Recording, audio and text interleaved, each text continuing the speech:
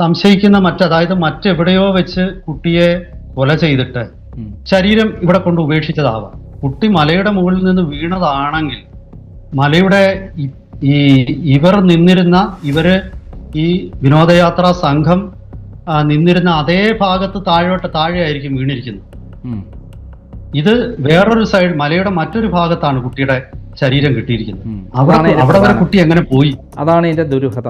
അതെ, അവിടം വരെ കുട്ടി എങ്ങനെ പോയി?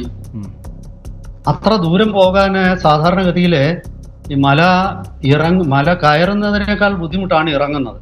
നമ്മൾ ചെറിയ ഇറക്കം പോലും മലകളിൽ പോയിട്ട് ഇറങ്ങിയിട്ടുള്ള ആൾക്കാർക്കറിയാം, കയറിപ്പോവാൻ കുറച്ചുകൂടെ എളുപ്പമാണ്. ഇറങ്ങുക എന്നത് അതീവ ദുഷ്കരമാണ്. കാരണം കാല് തന്നെ പലപ്പോഴും പോകും. അപ്പോ കുട്ടി അവിടെ ഇത്ര ദൂരം എത്താനുള്ള ഒരു സാധ്യതയുമില്ല. കുട്ടി ഇവിടെ തന്നെ ഇവർ നിന്ന ഭാഗത്ത് തന്നെ താഴോട്ട് വീഴുകയായിരിക്കണം.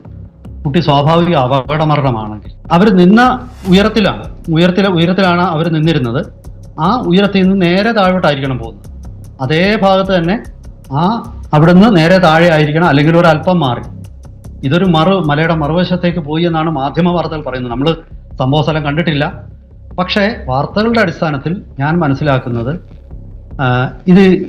ഇത് കൊലപാതകമാണ് എന്നുള്ള ഒരു സാധ്യത കൂടുതലാണ്.